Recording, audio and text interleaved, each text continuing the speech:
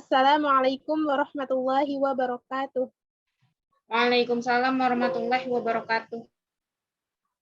Kami dari kelompok 6 akan membahas tentang alih kode dan campur kode pada mata kuliah Sosiolinguistik dengan dosen pengampu Pak Ari Khairul Rijal Fahmi yang akan disampaikan oleh saya sendiri, Leni Rahmawati, bersama rekan saya, Gelka Selsabil Apriyadi. Jadi teman-teman, bahasa merupakan alat komunikasi yang digunakan manusia untuk berinteraksi antar sesama. Dengan bahasa, manusia mampu menggunakan hati dan pikiran untuk mengatur hubungan atau kekerabatan dengan yang lainnya, serta dapat meningkatkan persaudaraan antara yang satu dengan yang lainnya. Manusia dalam kondisi kemasyarakatan ialah berinteraksi dengan kelompok sosial lain dengan saling berkomunikasi dengan menggunakan bahasa. Karena dalam kehidupan masyarakat, manusia tidak lagi manusia sebagai makhluk individu, melainkan makhluk sosial sehingga bahasa sangat penting digunakan oleh manusia dalam berbagai aktivitas kehidupan. Bahasa memiliki peran penting dalam kehidupan sosial, sebagaimana telah dinyatakan oleh Fishman 1975 P.15 bahwa who speak who language to who and when. Bahasa mempunyai fungsi sosial, baik sebagai alat berkomunikasi untuk berinteraksi maupun sebagai cara mengidentifikasikan kelompok sosial. Naban 1986 P.49 menyatakan bahwa fungsi bahasa yang paling utama adalah sebagai alat untuk komunikasi sesama antar manusia, sebab tanpa komunikasi kebahasaan, sistem sosial kemasyarakatan tidak terwujud. Tanpa bahasa, manusia tidak dapat berinteraksi dengan yang lain, serta tidak dapat menjalin hubungan kekerabatan antara satu dengan yang lain, sehingga bahasa memiliki fungsi utama untuk berkomunikasi. Sosiolinguistik adalah kajian tentang bahasa yang dikaitkan dengan kondisi masyarakat, dipelajari oleh ilmu-ilmu sosial, khususnya sosiologi. Sosiolinguistik menyoroti keseluruhan masalah yang berhubungan dengan organisasi sosial perilaku bahasa. Tidak hanya mencakup pemakaian bahasa saja, melainkan juga sikap-sikap bahasa, perilaku terhadap bahasa saja, dan pemakai bahasa. Sumarsono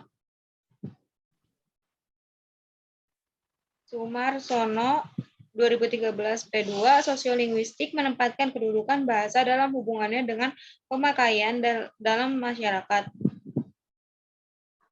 Ini berarti bahwa sosiolinguistik memandang bahasa pertama sebagai sistem sosial dan sistem komunikasi, serta merupakan bagian dari masyarakat dan kebudayaan tertentu. Sedangkan yang dimaksud dengan pemakaian bahasa, language use, adalah bentuk interaksi sosial yang terjadi dalam situasi konkret.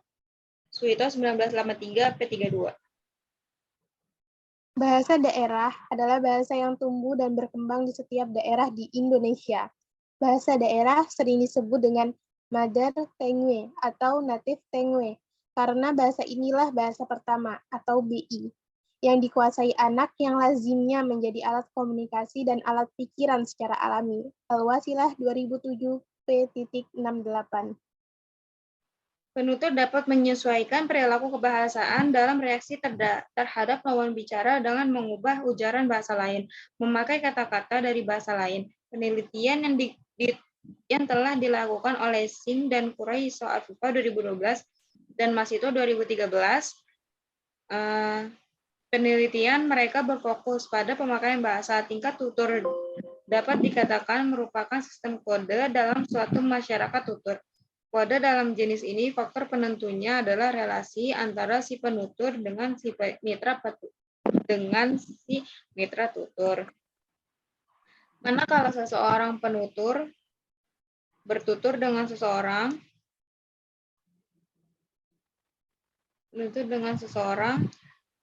yang perlu dihormati, maka pastilah penutur itu akan menggunakan kode tutur yang memiliki makna hormat. Demikian pula manakala si penutur berbicara dengan seseorang yang tidak perlu dihormati, maka penutur sudah barang tentu akan menggunakan kode tutur yang tidak hormat pula.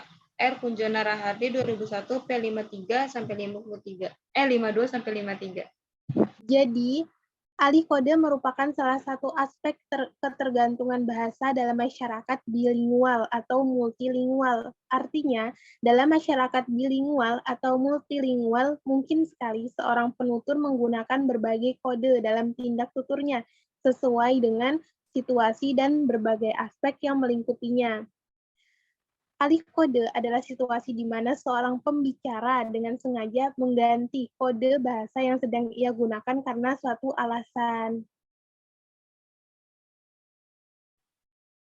Oh, ini Len, kan alih kode adalah situasi di mana seorang pembicara dengan sengaja mengganti kode bahasa yang sedang ia gunakan karena suatu alasan. Nah, itu contohnya gimana, Len? Contohnya itu kayak hadhihi kitabi, wa ini bukumu. Gitu, Gea. Jadi, peralihan dari bahasa Arab ke bahasa Indonesia, Gea. Masih dengan pembahasan yang sama, Gea. Oh, iya, Len.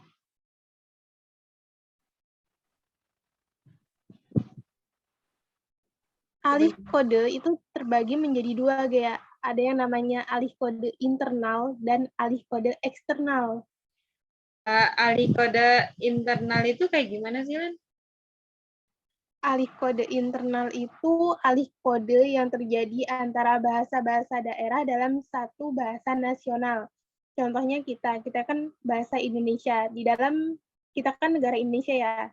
Jadi di dalam negara Indonesia itu ada bahasa-bahasa daerah. Contohnya itu diambil dari bahasa Jawa dan bahasa Sunda.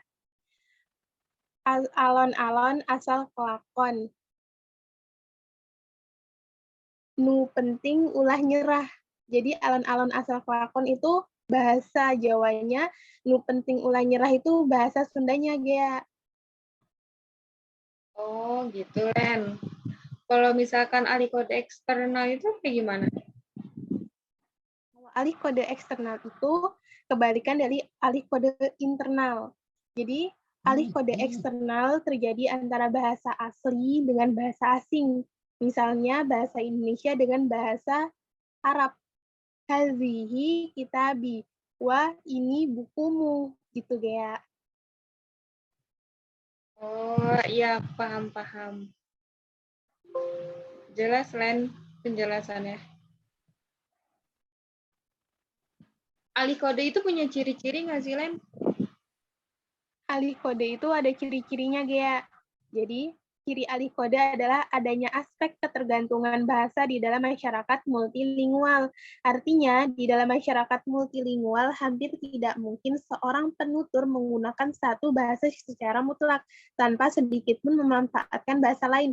Contohnya dalam lingkungan Gea, Gea pasti gunain nggak bahasa Indonesia murni, bahasa Indonesia aja kan, Gea? Pasti ada campuran dari bahasa-bahasa daerahnya, Gea.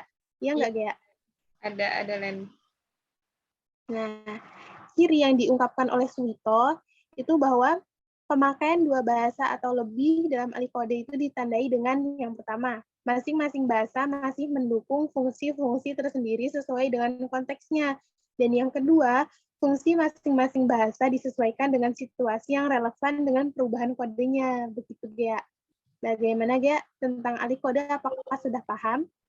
Alhamdulillah, Len, udah paham, udah jelas penjelasannya. Nah, Ya. Gea, campur kode itu apa sih, Gea? Kalau campur kode itu,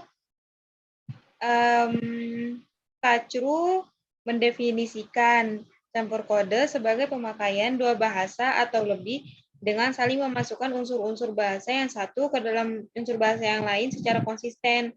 Suwito 1985.289. Len.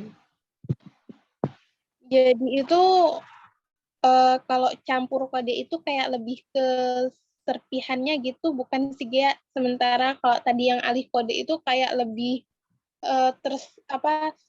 struktur kalimatnya itu lebih kompleks gitu, bukan sih, Gea? Iya, Len, cuman sepihani aja kalau campur kode. Kalau misalkan alih kode itu, kalau nggak salah yang kamu jelasin itu lebih kompleks, Len. Kalau campur kode cuma sepihani aja. Gitu, Len. Terus di alih kode ini, dicampur kode ini, Gea, ada nggak sih faktor-faktornya? Ada, dicampur kode ada faktor-faktornya. Ada faktor ekstralinguistik sama faktor intralinguistik. Nah, faktor ekstralinguistik itu faktor yang dipengaruhi oleh hal-hal di luar kebahasaan.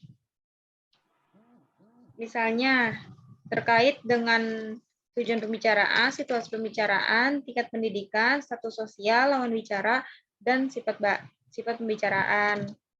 Kalau faktor intralinguistiknya itu berkaitan dengan hal-hal yang ada di dalam bahasa itu sendiri. Misalnya, tidak adanya leksikon dari bahasa asli untuk konsep-konsep tertentu. Leksikon bahasa asli belum atau tidak mewahanai konsep yang dimaksud dalam bahasa lain dan sebab-sebabnya dan sebab-sebab lainnya. Itu faktornya lain ada 2. Kalau untuk jenisnya gimana, Gea? Kan kalau tadi misalnya di ahli kode itu kan ada 2 jenis ya, internal dan eksternal. Itu untuk jenisnya. Ternyata kalau misalnya dicampur kode, eksternal dan internal itu faktornya. Ya, itu Nah, kalau faktor. jenisnya gimana, Gea? Kalau jenis-jenis dari campur kode itu ada 3. Ada campur kode ke dalam, inner kode mixing. Yang kedua ada campur kode keluar, outer kode mixing. Yang ketiga ada campur kode campuran, hybrid kode mixing. Nah, yang campur kode ke dalam itu, misalkan bahasa Indonesia dicampur dengan bahasa daerah, Len. Kayak saya madang di ruang tamu. Kan kayak misalkan saya itu bahasa Indonesia, madang bahasa Sunda, bahasa Jawa, ya gitu loh, Len. Nah, kalau misalkan yang campur kode keluar itu bahasa Indonesia dicampur bahasa asing. Contohnya Ana mau makan. Ana itu kan bahasa asing tuh, bahasa Arab. Nah, mau makannya itu bahasa Indonesia. Terus habis itu yang ketiga ada campur kode campuran. Nah, itu campuran dari 3 bahasa. Ada bahasa Indonesia, bahasa daerah, sama bahasa asing. Contohnya itu kayak Ana mau madang di ruang tamu. Nah, Ana itu kan bahasa Arab ya, bahasa asing. Mau madang, madang itu bahasa daerah. Di ruang tamu itu bahasa Indonesianya gitu, Len. Paham nggak, Len? Paham, Gea, paham. Kalau misal alasan kenapa orang itu berdwibahasa itu kenapa, Gea? Harus melakukan dwibahasa alih kode gitu, Gea? Kenapa, Gea? Itu alasannya ada 5, Len. Yang pertama, mengutip pendapat seseorang. Nah, yang kedua, penegasan identitas kelompok atau solidaritas. Yang ketiga, masuk atau keluarnya seseorang dari suatu percakapan. Yang keempat, menaikkan status sosial. Yang kelima, menunjukkan keahlian berbahasa. Itu alasan-alasannya. Gitu, Len. Apakah sudah jelas, Len, pembahasan campur kode? Alhamdulillah, cukup jelas, Gea. Alhamdulillah. Alhamdulillah. Sekian penjelasan dari kelompok 6, kurang lebihnya. Wassalamualaikum warahmatullahi wabarakatuh. Waalaikumsalam warahmatullahi wabarakatuh.